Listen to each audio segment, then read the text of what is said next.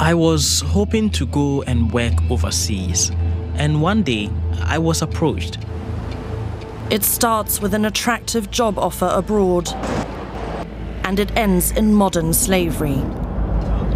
I cannot just say that I want to go out. They have guns. They can shoot you. Here, in Southeast Asia, thousands of people are trafficked into secret sites where they are forced to scam unsuspecting victims across the globe. I was so shocked to hear how big the compound is. It's like running a corporation. Their only hope, a few volunteers and activists who help them escape. We're coming down. Just drive. But who is behind this brutal scam factory? We go to one of the largest scamming operations in Southeast Asia to track down the perpetrators. We followed the money, and it led us to a vast criminal network spanning the globe. He says he used to fight for the cartels and now he fights for the Chinese Communist Party.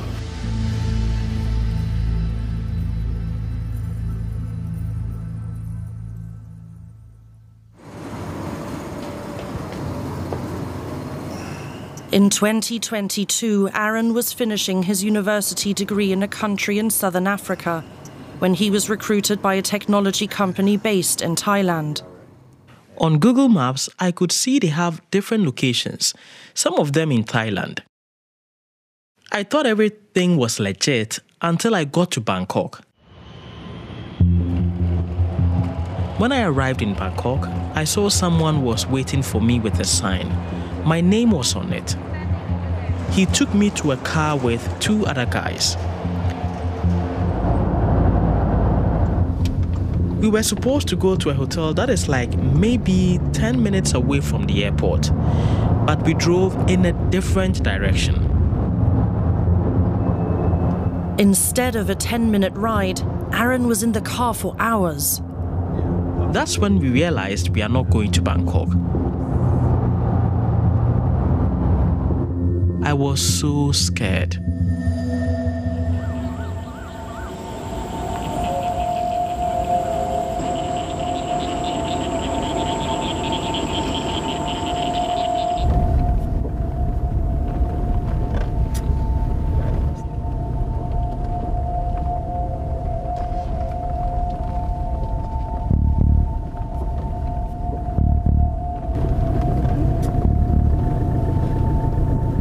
Then the car parked at a house. The group is ushered in.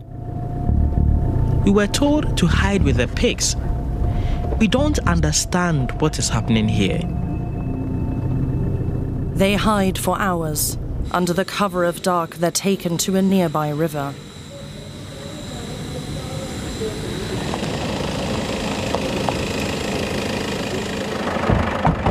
We must keep down, keep down. Now we are really afraid. The boat came. They put our bags in. There are people with guns. They said we should get in the boat and we cross. Aaron and the rest of the group were brought to a compound surrounded by high walls with barbed wire. Now they're trapped inside. This is the river that Aaron crossed. The Moe marks the border separating Thailand and Myanmar. On the Burmese side, it isn't always clear who is in control. For most of its history, Myanmar has been ruled by a brutal military regime. But here at the eastern border with Thailand, armed groups of the Karenni ethnic minority have fought for their independence. But a decade ago, the reality on the ground changed. Some groups still fight the government, but others have made a deal with the Burmese military. Today, these former rebels form the official border guard forces, and in exchange, they are free to pursue their own business interests. KK Park. This is where Aaron is taken to. Thousands are trafficked here and forced to scam people in China, the US and Europe. There are a few compounds like this in the area, but this one is the most notorious and the most secretive one. Armed soldiers guard the entrances and CCTV cameras are everywhere.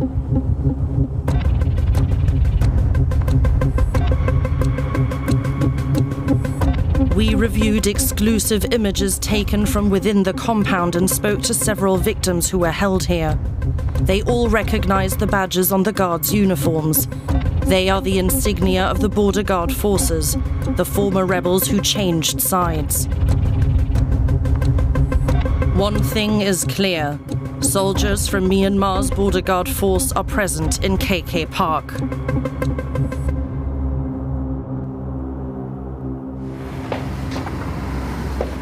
In KK Park, Aaron meets Lucas from Western Africa. He was also trafficked into the compound. They received detailed instructions on how to scam people upon arriving at the compound. We reviewed several of these manuals, and they carefully explain how to build trust and exploit weaknesses in their so-called client, such as: be funny. Make clients fall in love with you so deeply that they forget everything. Sometimes it is the need for love, and sometimes it is the need to connect with others.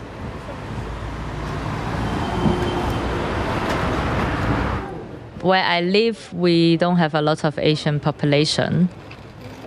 I was talking with some Asian people online. I met this Asian person. He told me he's from California. Laura is a Chinese immigrant in a Western country. After a while, this guy, he says, we have this type of cryptocurrency. I wanted to learn how cryptocurrency works, and this person was so kind. He said, I'm going to teach you. Cryptocurrencies like Bitcoin are increasingly popular as investments. The risk is high, but so are the margins for profit. They are largely unregulated and transactions are difficult to trace. That also makes them attractive for organized crime. So I trusted this person. I let him teach me. You invest in the website, you can see your funds there. You can take out the money.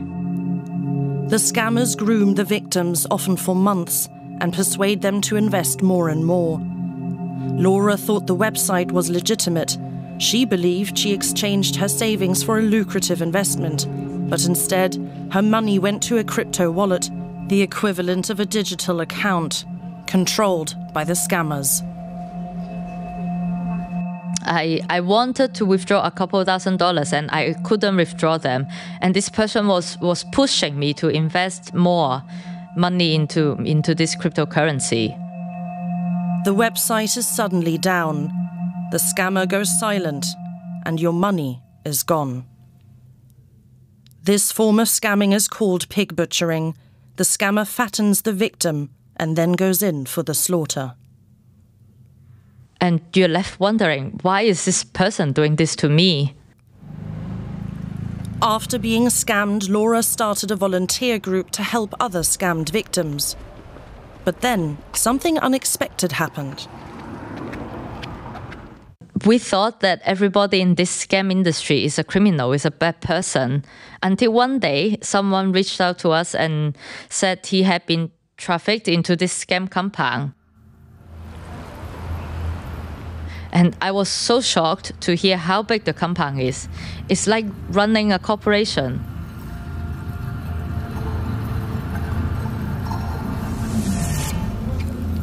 People are trafficked in from all over the world, but several sources confirmed that the bosses in the compound are Chinese. They track screen time on work phones and randomly inspect rooms. Security was checking our computers, seeing if we are doing our job or playing. Lucas and Aaron received financial targets. numbers of clients to be contacted, and amount of money to be scammed.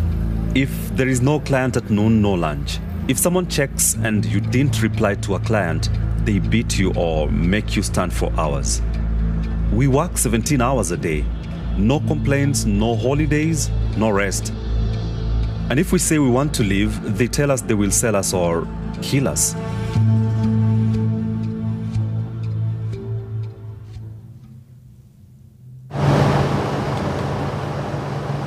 Last night, I got a message from somebody inside the compound saying, I think I'm going to get out tomorrow. Judah and Michelle are aid workers on the Thai side of the border. They help trafficked victims escape from these brutal compounds. Today, a group of victims reached out.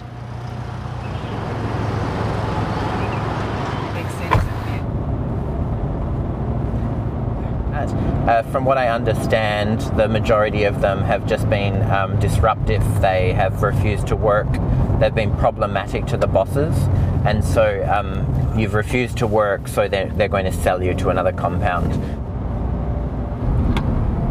When victims are transferred to another compound, they often go through Thailand because the roads are faster and safer. This is Judah and Michelle's only chance to intercept the group. Not every rescue is successful, and not every rescue or case provides you with the opportunity to actually track and intercept. If a phone goes dark, you can't chase a ghost around town. I need to alert them as soon as they can, because if they stop at a traffic light, it's their chance to get out. He has not responded since 7:13, and his update of his live tracking hasn't updated for 11 minutes. It's not a good sign. 12 minutes.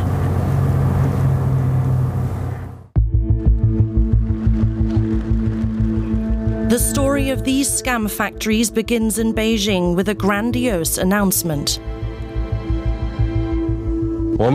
We stand ready to join people around the world to build the Belt and Road Initiative. In 2013, China's head of state Xi Jinping announced a massive investment program abroad. The Belt and Road Initiative was intended to link China closer to global trade. One of its biggest target countries was Myanmar. It was the opening shot for Chinese investors to rush and build out infrastructure in this impoverished country. But it was also an opportunity for a much shadier business. Here in Karen State, near the Thai border, whole new cities sprung up within years, destined to be Asia's new gambling destination for Chinese clients. Gambling is illegal in mainland China and most of Southeast Asia, but here in this war-torn part of Myanmar, nobody is looking. This promotional video shows what the billion-dollar investments would look like for a gigantic gambling town on the border.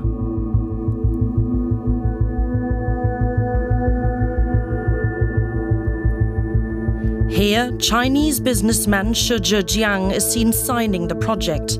Next to him, the head of the former rebels-turned-border guards.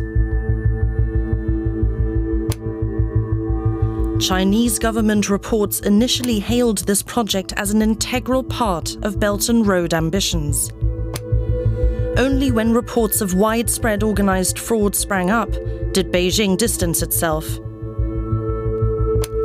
Just 2 years later, a few kilometers due south, the same solemn scenes. Sai Shigang, a place meant to become another gambling destination. The visionary Wan Kwa Koi, a notorious crime boss from Macau, present at the groundbreaking ceremony. He also goes by the nickname Broken Tooth. KK Park, the scam compound, lies just in the middle of these two casino cities. But here, there is no public opening ceremony. Those behind it remain a mystery.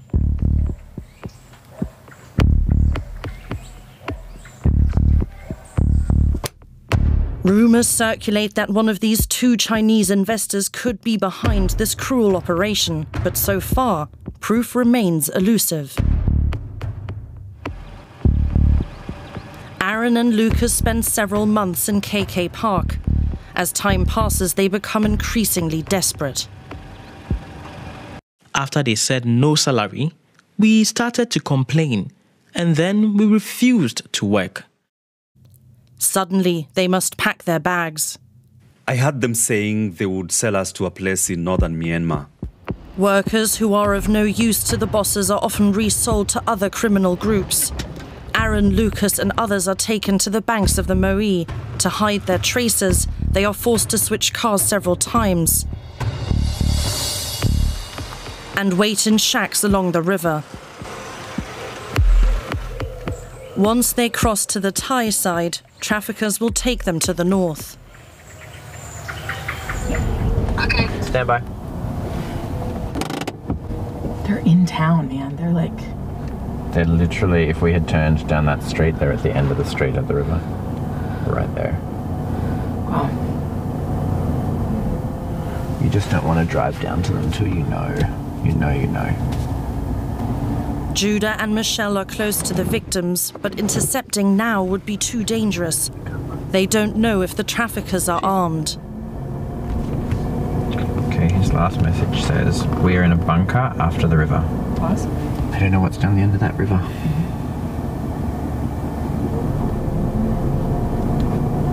It's a really small little narrow road too, so. Hello?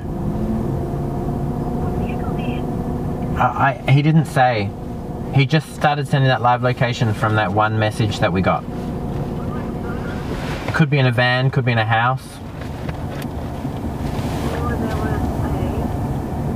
I see in my thing he's like pinned back into one of those houses. Into one of the houses? Yeah. Okay, I'll turn around and come back. Okay. Dang it, it's a lot to go around. Okay, head out on that street.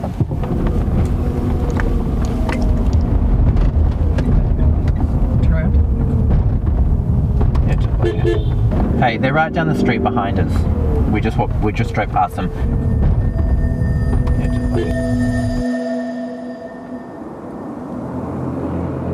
The United Nations Office on Drugs and Crime estimates that so-called pig butchering scams in Southeast Asia generate more revenue than the drug trade.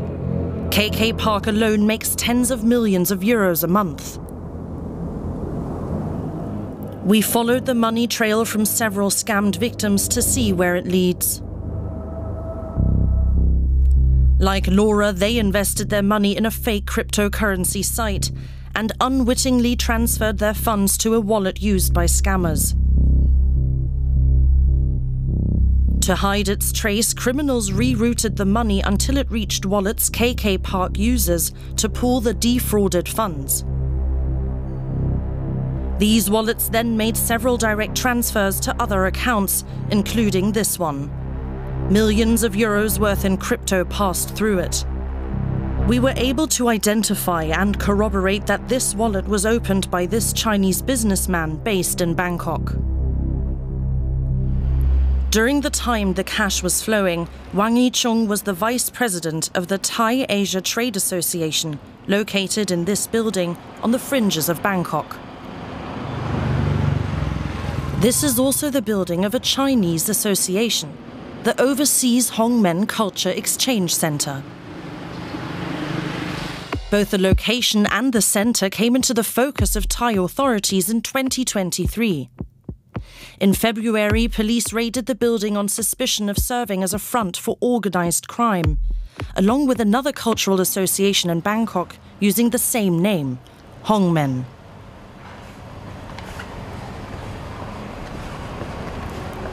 The Hongmen were a Chinese secret society dating back to China's imperial era.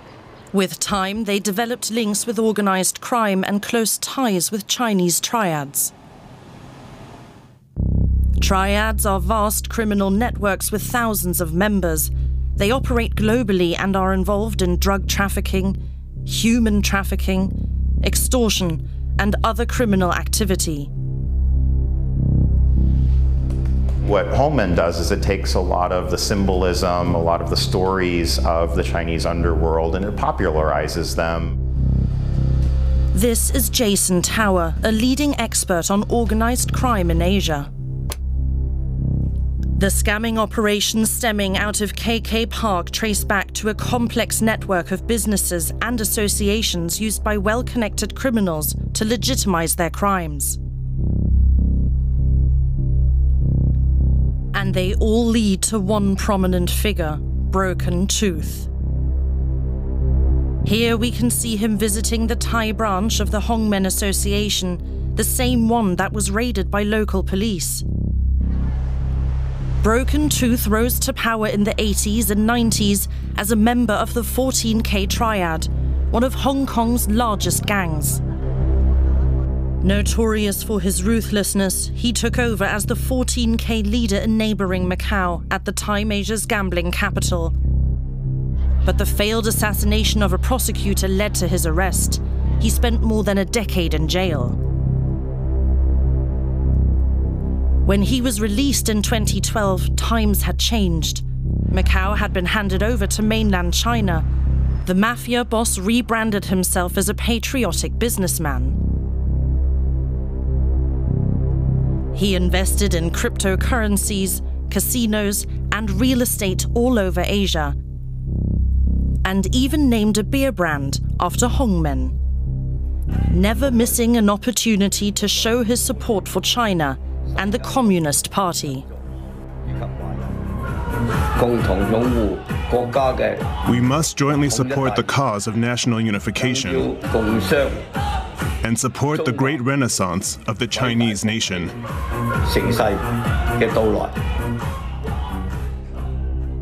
Wang Kekui also has a quote that he uses fairly regularly. He says, he used to fight for the cartels and now he fights for the Chinese Communist Party. In 2018, Broken Tooth established the World Hongmen History and Culture Association, an organization that has since spread its presence across the globe. 2 years later, Broken Tooth and his Hongmen Association were sanctioned by the United States. In the announcement, they drew links between Broken Tooth, the Chinese Communist Party, and Belt and Road Investments. China has denied these allegations.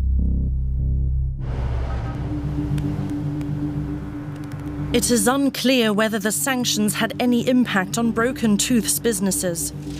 From Bangkok, his network continues to expand from Southeast Asia to Africa, the Middle East, and even North America. We really see that these criminal networks are becoming more and more powerful, more and more influential, and more embedded in different countries around the world. And the efforts by law enforcement are really only touching the tip of the iceberg at this point.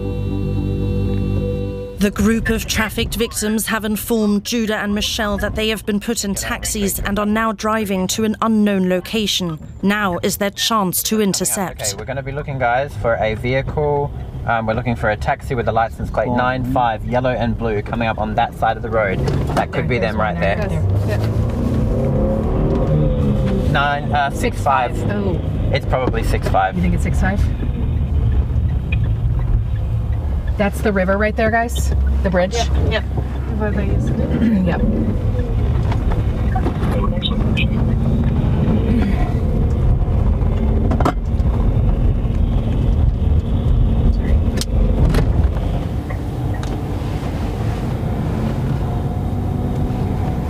It does show that we're on top of them on the road, though, so I think that's our car. It's a yellow and blue, yeah. And it's and he's confirmed 65, but I mean, literally, we're sitting at the traffic lights together.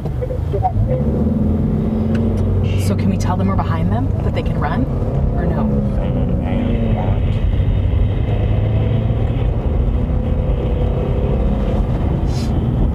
I'm going to say that everyone's probably heading in the same direction to the same hotel. Possibly. I think you just passed us. We just passed the traffic lights. Yeah, you just went past us. We're heading towards the bridge doing a U-turn. Okay, we're behind a yellow taxi. They turned down a side street. Okay, pull over, pull over, pull over. Okay, I can see where they're at. I know which hotel they're at. Okay. Can you see it? Can you see it on the pin? Yeah. Yep, so we're just one street in front of it. there behind. I can see where they're at. Are they all there? Yeah. Get it. We're coming down. Jesus, help us. Protection.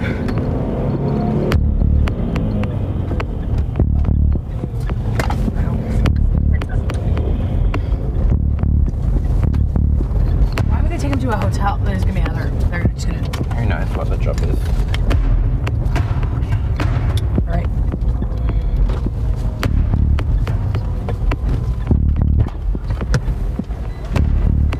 I think we're gonna get him in. We're gonna go. Okay. Hey. Go, turn around.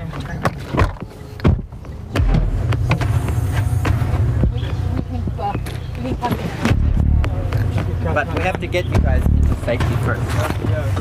Now, so we just need you to jump in the back.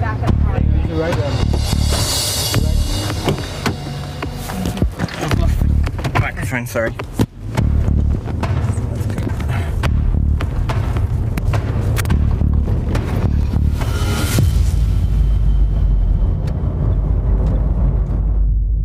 So you don't have to decide. For us, our organisation. Right. So Judah and Michelle bring the victims to a safe house where they explain what will happen next.